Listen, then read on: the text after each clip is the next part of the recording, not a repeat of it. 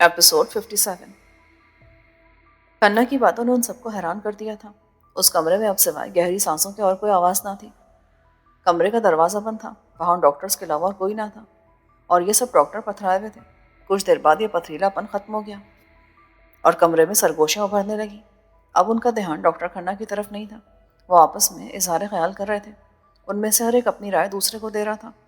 यह सिलसिला कुछ देर तक जारी रहा। फिर डॉक्टर शंकर ने खन्ना को मुखातिब किया। मेरी समझ में नहीं आता डॉक्टर खन्ना कि आपने हमें कैसी कश्मकश में डाल दिया है। हमने अपने प्रोफेशन के दौरान कभी ये नहीं सोचा था कि हमें एक दिन किसी को बचाने की वजह उसे मारना पड़ेगा। ये मौत भी जिंदगी ही की किस्म होगी। मैंने सारी सूरत हाल आप लोगों के सामने वाजे कर दी है। अब आप लोगों की मर्जी है कि मेरी बात माने या ना माने, लेकिन इतना ज़रूर जान लें कि ये मरीज़ चाहे जिए या मरे, हमें हर हाल में ख़त्म कर दिया जाएगा। इन्होंने हमें इसलिए यहाँ नहीं रखा है कि हम उनके लिए सबूत बनकर पूरी दुनिया में ढंढोरा पीटते रहें। कहते तो आप ठीक ही हैं, लेकिन क्या ये हमारे प्रोफेशन के ख़िलाफ़ नहीं होगा? बिल्कुल होगा। मैं ख़ुद भी इस बात को महसूस कर रहा हूँ, लेकिन ये केस दूसरों से मुख्तलिफ है। आप लोग सारी बातों को छोड़कर सिर्फ यही देख लें कि अगर ये शख्स जिंदा भी रहा तो उसकी क्या शनाख्त होगी। आपने इसका चेहरा देखा है, कितना भयानक हो चुका है। मेरा तजर्बा ये कहता है कि अच्छे से अच्छा प्लास्टिक सर्जन भी इस आदमी के चेहरे को तंदुरुस्त नहीं कर सकता, इसका पुरानापन वापस नहीं दिलवा सकता, इसका मस्त चेहरा कभी अपनी असली हालत में वापस नहीं आ सकता। अगर इसके रिश्तेदार और दोस्त वगैरह हुए भी तो इसे कोई पहचानेगा नहीं। इसकी आवाज़ बदल चुकी होगी कि जिधर से गुजरेगा लोग इससे खौफ खाएंगे, इसकी तरफ को देखना भी पसंद नहीं करेगा। ऐसी सूरत में क्या हम इसे ज़िंदगी देकर इसके साथ ज्यादती नहीं करेंगे? डॉक्टर सारे खामोश हो गए। खन्ना की बातों को उनमें से किसी के पास भी कोई जवाब ना था। ठीक है डॉक्टर खन्ना। कुछ देर बाद डॉक्टर अथर ने गहरी सांस लेते हुए कहा, आपने हमें कायल कर लिया है। वाकई ऐसे शख्स के लिए मर जाना ही बेहतर है। यही मुनासिब रहेगा। खन्ना ने धीरे से कहा, हालांकि मेरा मन रो रहा है, लेकिन इसके अलावा और कोई रास्ता भी नहीं है। उनके दरमियान फिर खामोशी छा गई। इस दौरान दरवाजे पर दस्तक हुई और कुछ लोग अंदर आ गए। ये सब बर्नार्ड के आदमी थे। उन आदमियों ने अपने हाथों में बड़े बड़े पैकेट्स उठा रखे थे। आप लोगों का मंगवाया हुआ सामान और दवाइयाँ आ गई हैं। इतनी जल्दी? ये कैसे हो गया? हमारे बॉस के हाथ बहुत लंबे हैं। खैर, अब तुम लोग अपना काम शुरू कर दो। बर्नार्ड के आदमी ने उस कमरे को अपने साथ लाए हुए सामान से भर दिया। वो दवाओं और कीमती आलात से लेकर तौलिया और वॉश बेसन तक उठा लाए थे। खन्ना और दूसरे डॉक्टर हैरत से उन लोगों की तरफ देख रहे थे। ये लोग तो बहुत हैरत अंगेज मालूम होते हैं। उनमें से एक डॉक्टर ने खन्ना के करीब आकर धीरे से कहा, हाँ, हैरत अंगेज और ख़तरनाक। ना जाने सारा सामान कहाँ से उठा कर लाए हैं। तो अब क्या इरादा है डॉक्टर खन्ना?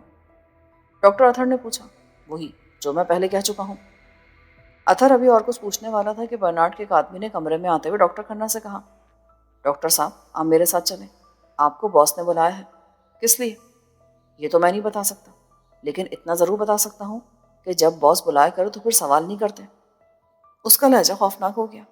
खन्ना ने एक नज़र अपने साथियों की तरफ देखा और फिर उस आदमी के साथ हो लिया जो उसे बुलाने आया था। वो एक लंबा चौड़ा आदमी था जिसके चेहरे पर खराशें पड़ी थी। उसकी आंखें इस तरह सुर्ख थी जैसे उनमें खून उतरा हुआ हो।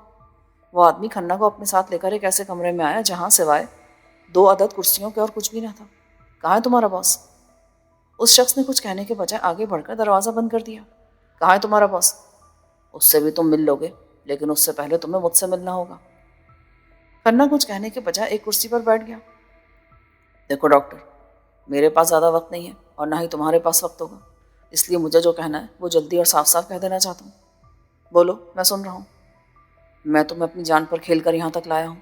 अगर बॉस को मालूम होगा कि मैं उसका हवाला देकर तुम्हें धोखे से बुला कर लाया हूँ तो तुम अंदाज़ा कर सकते हो कि मेरा क्या हशर होगा। ओह, तो तुमने मुझे धोखे से बुलाया है? पर क्यों? वही मैं तुम्हें बता रहा हूँ। मैं ये चाहता हूँ कि तुम अपने आदमियों में वापस जाओ। मेरा मतलब है कि उस कमरे में जाओ जहाँ वो ज़ख्मी मौजूद है और अपने दूसरे साथी डॉक्टरों से कहो कि तुमने इस ज़ख्मी को हलाक करने का इरादा तब्दील कर दिया है। क्या?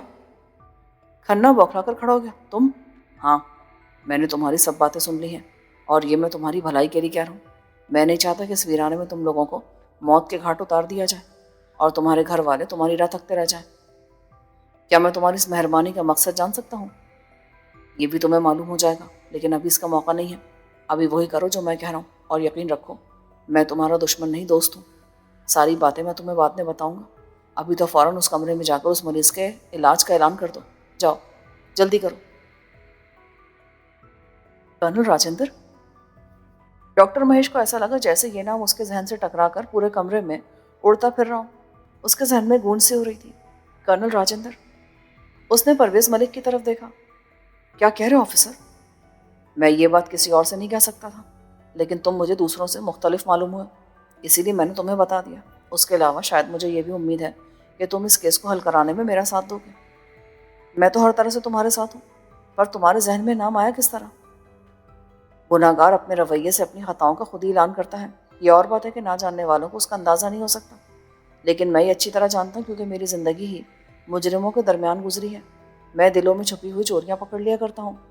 कर्नल का रवैया ऐसा था जिसने मुझे शक में मुब्तला कर दिया। मैंने ये सवाल तकरीबन हर एक से किया, लेकिन किसी ने भी इतने मनफी अंदाज से बिफर कर मेरे इस ख्याल की तरदीद नहीं की, सिवाय तुम्हारे कर्नल के। वो तो सुनने को तैयार नहीं है कि उसके दरमियान कोई ऐसा शख्स भी हो सकता है जो उस मरीज़ के हालात किसी और को जाकर बताता रहे। उसके इसी अंदाज ने मुझे शक में डाल दिया था। लेकिन इससे कर्नल का क्या फ़ायदा हुआ होगा? यही बात तो मेरी समझ में नहीं आ रही, लेकिन उसका भी पता चल ही जाएगा। अभी मैं उसके खिलाफ कुछ करने या कहने की पोजीशन में नहीं हूँ, क्योंकि मेरे पास कोई सबूत नहीं है। इसके अलावा वो मेरे मुकाबले में बहुत बाइख्तियार आदमी है। वो मेरे लिए मसाइल भी खड़े कर सकता है। इसलिए मैं चाहता हूँ कि इस मामले में तुम मेरा साथ दो। ठीक है, बताओ मैं क्या कर सकता हूँ? सबसे पहले तो तुम मुझे साधु के पास ले चलो जिसने तुम्हें दावर तक पहुँचाने के लिए कहा था। वो भी इस कहानी का अहम किरदार रखता है। ठीक है, कब चलना है फिर? अभी और इसी वक्त। साधु तक जाने के लिए परवेज ने अपनी जीप इस्तेमाल की थी। उस जीप में उन दोनों के अलावा और कोई ना था। रास्ते में वो दोनों इसी मौजू पर बातचीत करते रहे, लेकिन किसी नतीजे पर ना पहुंच सके। क्या साधु इतनी आसानी से किसी पुलिस ऑफिसर को दावर के बारे में बता देगा? महेश ने पूछा। अगर वो वाकई साधु है तो फिर यकीनन बता देगा। अब तुम देखते रहना कि हम पुलिस वाले कैसे कैसे पैंतरे इख्तियार करते हैं। साधु रागी अपने फ्लैट में ही था और उसने उन दोनों के लिए दरवाज़ा खोला था। महेश के साथ किसी पुलिस वाले को देखकर उसकी आंखें एक लम्हे के लिए बुझ गईं। फिर उसने खुद पर काबू पा लिया। हमें अंदर आने की आज्ञा नहीं देंगे महाराज? परवेज ने बड़े एहतराम से पूछा। आपने इन्हें तो पहचान ही लिया होगा कि डॉक्टर महेश हैं, जो एक बार पहले भी आपके पास आ चुके हैं। हाँ हाँ, क्यों नहीं, आ जाओ। रागी ने बड़े रसान के साथ गर्दन हिला दी। वो दोनों फ्लैट में आ गए। कीमती और जदीद किस्म के फर्नीचर से वो फ्लैट सजा हुआ था। हाँ बताओ, मैं तुम दोनों के लिए क्या कर सकता हूँ? महाराज, हमें उस दावर से मिलना है जिसका आपने हवाला दिया था। दावर से? कौन दावर? आपको शायद याद नहीं रहा महाराज कि आपने डॉक्टर महेश से तस्करा किया था कि उस जख्मी के बारे में दावर सब कुछ जानता है। मुझे तो नहीं याद कि मैंने ऐसी कोई बात की हो कभी। देखिए महाराज, हमें आपकी सहायता की ज़रूरत है।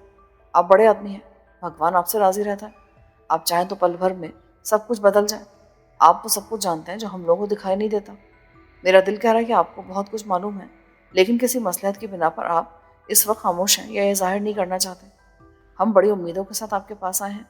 बस एक ख्वाहिश है कि आप हमारा साथ दे दें। अगर आपने साथ दिया तो ठीक, इनकार कर दिया तो हम मायूस होकर वापस चले जाएंगे। बस इसके अलावा मुझे आपसे कुछ नहीं कहना। साधु के चेहरे पर कश्मकश के आसार पैदा हो गए। क्या सोचने लगे महाराज? महेश ने पूछा। कुछ नहीं, मेरी समझ में नहीं आ रहा कि तुम लोगों से क्या कहूँ। खैर ये बताओ, इस वक्त मैं तुम लोगों की क्या सेवा करूँ? चाय पिलवाऊँ या रहने दे महाराज? नहीं नहीं, ऐसा तो नहीं हो सकता। तुम लोग बैठो, मैं तुम्हारे लिए कुछ लेकर आता हूँ। साधु बाहर चला गया। पता नहीं ये बताएगा भी या नहीं। महेश जल्दी से बोला। अगर इसने कुछ बता भी दिया तो हिदायत मिलने के बाद ही बताएगा। क्या मतलब? जहाँ तक मेरा अंदाज़ा है कि ये कुछ लाने के बहाने किसी को हमारे बारे में बताने के लिए गया है। अगर तुम तमाशा देखना चाहते हो तो आओ मेरे साथ। परवेज खड़ा हो गया। फिर वो उसी कमरे की तरफ चल पड़ा जिस कमरे की तरफ उस साधु को जाते हुए देखा गया था। महेश भी उसके साथ चल रहा था। उसे परवेज मलिक की जहानत पर पूरा पूरा भरोसा था। फिर वो दोनों कमरे में दाखिल हुए। उस कमरे में कोई भी नहीं था, अलबत्ता उसके बाद वाले कमरे से किसी के धीरे धीरे बोलने की आवाज़ें आ रही थी। उस कमरे का दरवाज़ा अंदर से बंद नहीं था, लेकिन उसे भेड़ दिया गया था। परवेज मलिक ने उस कमरे के दरवाजे से अपने कान लगा दिए। वो कुछ देर तक अंदर से उभरने वाली आवाज़ें सुनता रहा। फिर यकलख्त उसने उस कमरे के दरवाजे को धक्का दे दिया। दरवाज़ा खुलते ही साधु रागी पर नज़र पड़ी, जो एक अलमारी के पास खड़ा था। परवेज मलिक को देखते उसने बौखलाकर अपनी जेब की तरफ हाथ बढ़ा दिया और ठीक उसी वक्त परवेज ने उस पर छलांग लगा दी। वो दोनों एक दूसरे से गत्थम गत्ता होकर फर्श पर गिर पड़े। साधु बहुत सख्त जान मालूम होता था। उसने परवेज मलिक को रगड़ कर रख दिया। वो चाहता था कि किसी तरह परवेज मलिक को बेबस करके अपनी जेब में हाथ डालकर कुछ निकाल ले। لیکن اسی دوران پرویز کو اس کے چہرے پر ہاتھ جمانے کا موقع مل گیا۔ اس نے پوری قوت سے سادھو کے چہرے پر اپنی ہتھیلی جما کر اسے پیچھے کی طرف دھکا دے دیا۔ سادھو کا توازن بگڑ گیا۔ وہ ایک پہلو کی طرف لڑکا ہی تھا کہ پرویز اچھل کر کھڑا ہو گیا اور اس نے سادھو کی پشت پر ایک ٹھوکر دے ماری۔ ٹھوکر نے سادھو کی سانسیں روک دیں۔ اس کی آنکھیں اپنے حلقوں سے باہر آ گئیں۔ پرویز ملک نے دوسری ٹھوکر اس کے پہلو میں جما دی۔ اس ٹھوکر نے سادھو کو نیم بے ہوش کر دیا۔ پرویز نے اس کی جیب میں ہاتھ ڈال کر ایک پستول نکال لیا، پھر مہیش کی طرف دیکھ کر بولا، تم نے دیکھ لیا نا، میرا اندازہ کتنا صحیح نکلا؟ ہاں، مان گئے دوست، لیکن یہ کر کیا رہا تھا؟ سیدھی سی بات ہے، اس نے اپنے ٹرانسمیٹر سیٹ پر کسی کو اطلاع دینے کی کوشش کی تھی۔ مہیش لپک کر الماری کے پاس گیا۔ پرویز کی بات کی تصدیق ہو گئی۔ الماری میں واقعی ٹرانسمیٹر رکھا تھا۔ اس نے مڑ کر پرویز کی طرف دیکھا۔ پرویز نے ہاتھ کے اشارے سے اسے خاموش رہنے کی ہدایت کی اور خود الماری کے پاس آ کر ٹرانسمیٹر کا ایک سوئچ بند کر دیا۔ ہو سکتا تھا ہماری آوازیں دوسری طرف سنی گئی ہوں، اس لیے بہتر ہے کہ ہم یہاں سے نکل چلیں۔ اور اس کا کیا ہوگا؟ ظاہر ہے یہ بھی ہمارے ساتھ چلے گا، خود سے نہیں تو زبردستی ہی صحیح۔ اتنا کہہ کر پرویز نے اپنے ہولسٹر سے اپنا سروس ریوالور نکالا اور اس کا رخ سادھو کی طرف کر دیا۔ دیکھو سادھو مہاراج، میرے ہاتھ میں اس سمے ریوالور ہے اور میں تمہیں گولی مارنے والا ہوں۔ سادھو نے جلدی سے آنکھیں کھول دی۔ وہ بے حد دہشت زدہ تھا۔ اس کی آنکھیں خوف سے پھٹ گئی تھیں۔ چلو اب شرافت سے کھڑے ہو جاؤ اور ہمارے ساتھ چلو۔ اگر تم نے چالاکی دکھائی تو میں بے دھڑک گولی مار دوں گا اور مجھے کوئی نہیں روک سکے گا۔ نہیں نہیں، ایسا مت کرنا۔ سادھو ہڑبڑا کر کھڑا ہو گیا۔ مجھے क्षमा کر دو، میں تمہارے ساتھ نہیں جا سکتا، وہ مجھے جان سے مار دے گا۔ جان سے تو میں بھی مار دوں گا، اب یہ سوچ لو کہ اس وقت مرنا یا بعد میں۔ پرویز نے کہا۔ سادھو راگی کے چہرے پر تناؤ کی کیفیت پیدا ہو گئی۔ ٹھیک ہے، میں چل رہا ہوں تمہارے ساتھ، لیکن میری موت کی ذمہ داری تمہاری گردن پر ہوگی۔ فکر مت کرو، تم سے پہلے بھی بہت سے لوگوں کی موت کی ذمہ داری میری گردن پر آ چکی ہے۔ پرویز نے اپنا ریوالور واپس رکھ لیا۔ وہ لوگ سادھو کے فلیٹس کی عمارت سے باہر آ گئے۔ سادھو بالکل خاموش تھا۔ مہیش کی گاڑی سامنے ہی کھڑی تھی۔ اس نے آگے بڑھ کر ان دونوں کے لیے گاڑی کا دروازہ کھولا اور خود ڈرائیونگ سیٹ پر بیٹھ گیا۔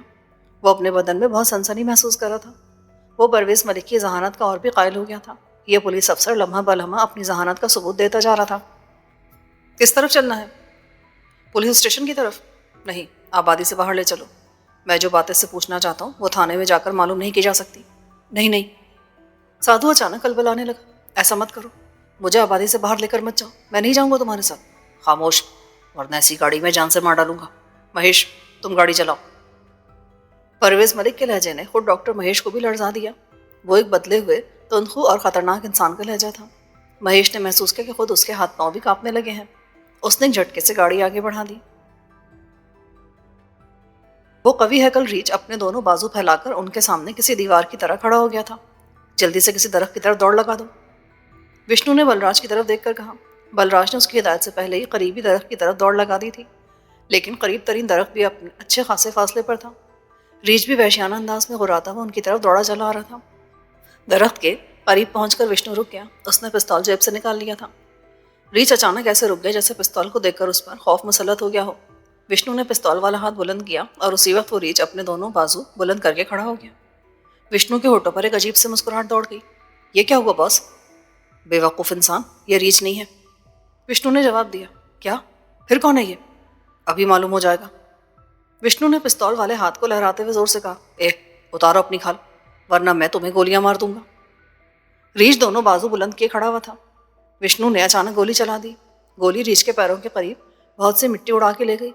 ریچ نے بھڑک کر بھاگنے کی کوشش کی، لیکن وشنو کی دوسری گولی نے اس کا راستہ روک دیا۔ نہیں نہیں، مجھے مت مارنا، اپنی کھال اتار کر پھینکو ورنہ۔ ریچ نے کچھ دیر کی جدوجہد کے بعد اپنے جسم سے کھال علیحدہ کر دی۔ یہ کھال بڑی مہارت کے ساتھ اس کے جسم کے گرد منڈی گئی تھی۔ کھال اتار دینے کے بعد جو آدمی برآمد ہوا وہ ایک قوی ہیکل لیکن معمولی شکل و صورت کا ایسا انسان تھا جس کے چہرے پر خوف اور بے چارگی نے گہری چھاپ لگا دی تھی۔ نام کیا تمہارا؟ تلسی نام ہے میرا مہاراج، لیکن مجھے کچھ نہیں معلوم، مجھے نہیں مارنا، میں تو ایک معمولی آدمی ہوں۔ ریچ کی کھال پہن کر گھوم رہے ہو اور کہتے ہو کہ معمولی آدمی ہوں؟ یہ تو زبردستی پہنائی گئی ہے۔ میں ان کی بات نہیں سن رہا تھا، لیکن انہوں نے میرے ساتھ بڑی زیادتی کی، بڑے ظلم کیے، بہت بری طرح مارا مجھے۔ میں ان کے آگے بے بس ہو گیا تھا۔ کن کی بات کر رہے ہو؟ وہی جو مجھے اٹھا کر لائے تھے۔ اس جنگل میں تمہارے علاوہ اور کتنے ریچھ ہیں؟ اس وقت تو میری ڈیوٹی ہے، دوسرا ریچ، میرا مطلب ہے کہ دوسرا آدمی رات کو آئے گا۔ تمہیں کہاں سے لایا گیا ہے؟ جیراج نگر سے۔ یہاں سے بہت دور ہے، میں تو اپنے پریوار والوں کو دیکھنے کو ترس گیا ہوں، پر آپ کون ہیں؟ آپ کہیں؟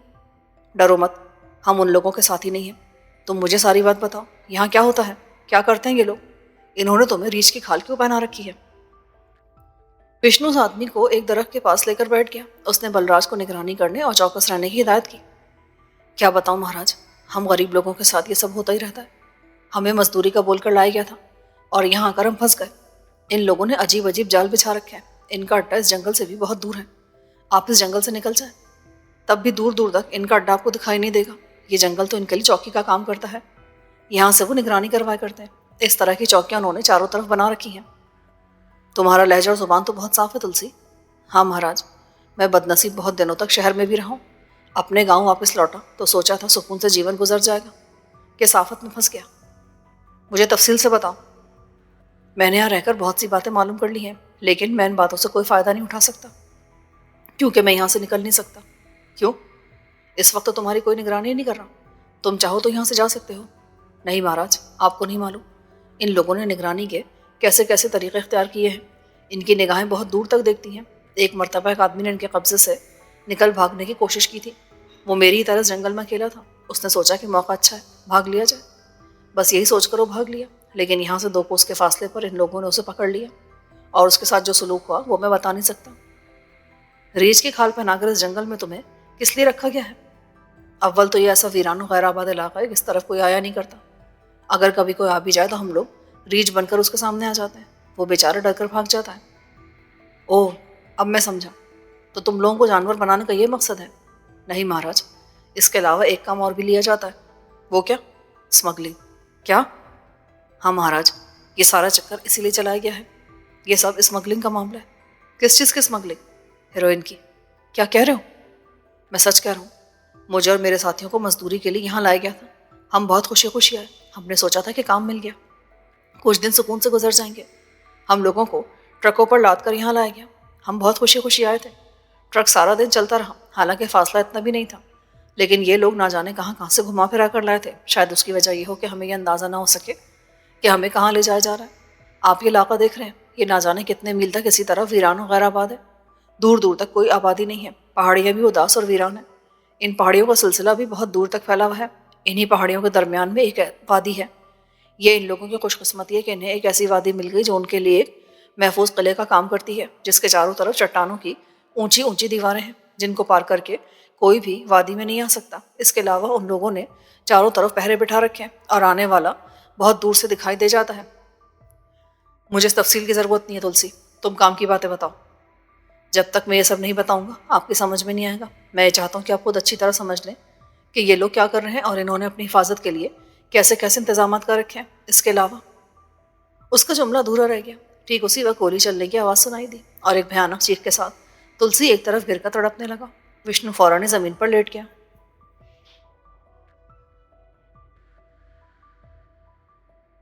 جیراج اور وشنو دونوں ہی گولی کی آواز سن کر زمین پر لیٹ گئے۔ تلسی اپنی غفلت میں مارا گیا۔ صرف ایک بار اس کی چیخ سنائی دی، اس کے بعد سناٹا طاری ہو گیا۔ ان دونوں کو یہ امید تھی کہ اس گولی کے بعد دوسری گولیاں بھی چلیں گی، لیکن کچھ نہ ہوا۔ وہاں پہلے کی طرح سناٹا طاری تھا۔ وہ دونوں بہت دیر تک زمین سے چپکے لیٹے رہے، پھر آہستہ آہستہ کھڑے ہو گئے۔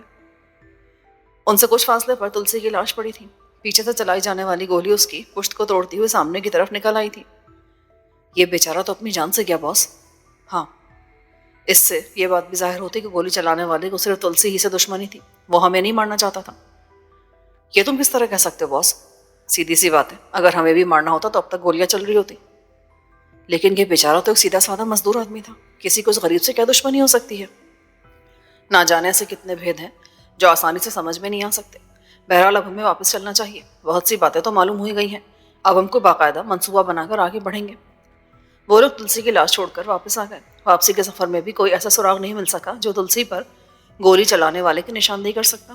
ان کا ٹرک اپنی جگہ موجود تھا، اور ٹرک میں بیٹھے لوگ ان کی واپسی کا انتظار کر رہے تھے۔ ان کو واپس آتا دیکھ کر وہ سب ان کے گرد جمع ہو گئے۔ ہم سب تو بہت پریشان ہو گئے تھے باس، ہم نے گولی چلنے کی آواز سنی تھی۔ ہاں، میرا خیال ہے کہ تم لوگ یہ ٹرک لے کر واپس چلے جاؤ، میں اور بلراج واپس جا رہے ہیں۔ اور ہاں، اس آدمی کو بھی اپنے ساتھ لیتے جانا، اسے کسی قسم کی تکلیف نہ ہو۔ نہیں نہیں، ایسا نہ کرے، میرے گاؤں والے میرا انتظار کر رہے ہوں گے۔ پاگل مت بنو، ہم تمہاری بھلائی کے لیے ایسا کر رہے ہیں۔ تم ہم لوگوں کو یہاں تک لے کر آئے ہو سکتا ہے تم ان کی نگاہوں میں آ گئے ہو، اس لیے بہتر یہ کہ تم کچھ دنوں تک ہمارے ساتھ ہی رہو۔ جب حالات درست ہوں گے تو ہم تمہیں واپس بھیج دیں گے. تمہیں قیدی بنا کر نہیں بلکہ اپنا ساتھی بنا کر لے جایا جا رہا ہے, سمجھے؟ دیہاتی اپنے ہونٹوں پر زبان پھیر کر رہ گیا. وشنو نے اپنے آدمیوں سے کہا کہ وہ ان دونوں کے لیے ہتھیار اور گولے بارود اتار کر رکھ دیں. اس کے آدمیوں نے فوری طور پر اس کے حکم کی تعمیل کی.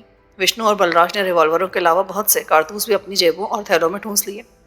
کھانے پینے کی بہت سی چیزیں بھی زیادہ راہ کے طور پر ان کے ساتھ باندھ دی گئیں. کچھ آدمیوں نے ان کے ساتھ چلنے کی درخواست کی لیکن وشنو نے سختی سے رد کر دیا. ہرگز نہیں, میں زیادہ بھیڑ بھاڑ لے کر چلنا پسند نہیں کرتا. تم لوگ میری سعادت سے اچھی طرح واقف ہو. میں یہ چاہتا ہوں کہ میری غیر موجودگی میں تم لوگ اپنا اپنا کام دھیان سے کرتے رہو. میں یہ نہیں کہہ سکتا کہ ہم دونوں کو واپسی میں کتنے دن لگ جائیں گے, لیکن یہ طے ہے کہ ہمارا سفر آسان نہیں ہوگا. ہم ایک بھید کی تلاش میں جا رہے ہیں اور اس بھید کو آسانی سے حل نہیں کیا جا سکتا. ہو سکتا ہے ہمیں کوئی نقصان بھی پہنچ جائے. ایسی صورت میں تم لوگ ایک خاص مدت تک ہمارا انتظار کرنے کے بعد اپنے طور پر فیصلہ کر سکتے ہو. اب تم لوگ جاؤ, تمہیں بھی دور جانا ہے اور ہمیں بھی. ان سب لوگوں نے باری باری وشنو اور بلراج سے ہاتھ ملایا. وشنو نے اس دیہاتی سے بھی ہاتھ ملایا جس کا چہرہ دھواں دھواں ہو رہا تھا. وشنو نے اسے ایک بار پھر تسلی دی اور اپنے آدمیوں کو رخصت کر دیا. وہ دونوں اس وقت تک وہاں کھڑے رہے جب تک ٹرک دکھائی دیتا رہا. ٹرک کے اوجھل ہو جانے کے بعد وشنو نے بلراج سے کہا, تمہیں میرے ساتھ رہنے کے فیصلے پر کوئی دکھ تو نہیں ہو رہا؟ اگر تم چاہو تو ابھی بھی واپس لوٹ سکتے ہو. یہ تم کیا کہہ رہے ہو باس؟ ایسا سوچنا بھی میرے لیے پاپ ہے. تمہارا ساتھ تو میں اپنی آخری سانس تک دیتا رہوں گا. ٹھیک ہے, تو پھر آؤ چلتے ہیں. وہ دونوں جھاڑیوں کی باڑھ ہٹا کر دوبارہ اس میدان میں آ گئے جہاں درخت ایک خاص ترتیب سے لگے تھے. کچھ دیر کے سفر کے بعد وہ دونوں اسی جگہ پہنچ گئے جہاں تلسی کی لاش چھوڑ کر گئے تھے. لیکن لاش اب غائب ہو گئی تھی. وہ دونوں ٹھٹک کر رہ گئے. یہ کیا ہوا باس؟ لاش کہاں چلی گئی؟ اس کا مطلب یہ ہوا کہ اس وقت ہم دونوں یہاں اکیلے نہیں ہیں بلکہ ہمارے آس پاس کچھ ایسے لوگ موجود ہیں جو کسی مصلحت کی بنا پر ہمارے سامنے نہیں آنا چاہتے. وہ لوگ ہمارے دوست ہیں یا دشمن؟ دوست ہونے کا تو سوال ہی پیدا نہیں ہوتا, لیکن دشمن بھی نہیں ہو سکتے کیونکہ انہوں نے ابھی تک ہمیں کوئی نقصان نہیں پہنچایا ہے. وشنو نے چاروں طرف دیکھنا شروع کر دیا. آس پاس کوئی ایسی جگہ ہی نہیں تھی جہاں کسی کے چھپنے کا اندیشہ ہو سکتا. درخت بھی کچھ فاصلے پر تھے. البتہ پہلے جہاں تلسی کی لاش پڑی تھی وہاں کچھ قدموں کے نشانات دکھائی دے رہے تھے جو اس بات کو ظاہر کر رہے تھے کہ تلسی کی لاش باقاعدہ اٹھا کر لے جائی گئی ہے. لیکن وہ نشانات بھی زیادہ دور تک نہیں تھے. کچھ فاصلے کے بعد زمین ناہموار اور سخت ہو گئی تھی. ہمیں رکنا نہیں چاہیے, ہمیں آگے بڑھتے رہنا چاہیے ورنہ ہو سکتا ہے ہم یہاں گھیر لیے جائیں. بلراج نے کچھ نہ کہا. ان دونوں نے اپنا سفر پھر سے شروع کر دیا. وہ درختوں کے دوسرے جھنڈ کی طرف بڑھ رہے تھے جس کا فاصلہ وہاں سے اچھا خاصا تھا. کچھ دور چلنے کے بعد قدموں کے نشانات پھر دکھائی دینے لگے. یہ نشانات جھنڈ کی طرف چلے گئے تھے. اب ہمیں ہوشیار رہنے کی ضرورت ہے بلراج, وہ لوگ درختوں کے جھنڈ میں موجود ہیں. بلراج نے کچھ کہنا چاہا کہ اسی وقت فضا گولیوں کی آواز سے گونج اٹھی. یہ گولیاں ان دونوں کے آس پاس سے گزر رہی تھیں. ان کے قریب زمین میں دھنس کر گرد اڑا رہی تھیں. وہ دونوں اچھل اچھل کر کبھی ایک طرف ہوتے اور کبھی دوسری طرف. بالآخر جب گولیوں کی بارش تھمی تو سامنے والے درختوں کے جھنڈ سے کچھ آدمی نکل کر ان کے سامنے آ گئے. ان لوگوں نے بندوقیں اٹھا رکھی تھیں. تم لوگ اپنے ہاتھ اٹھا کر آگے آ جاؤ. بلراج نے سوالیہ نظروں سے وشنو کی طرف دیکھا.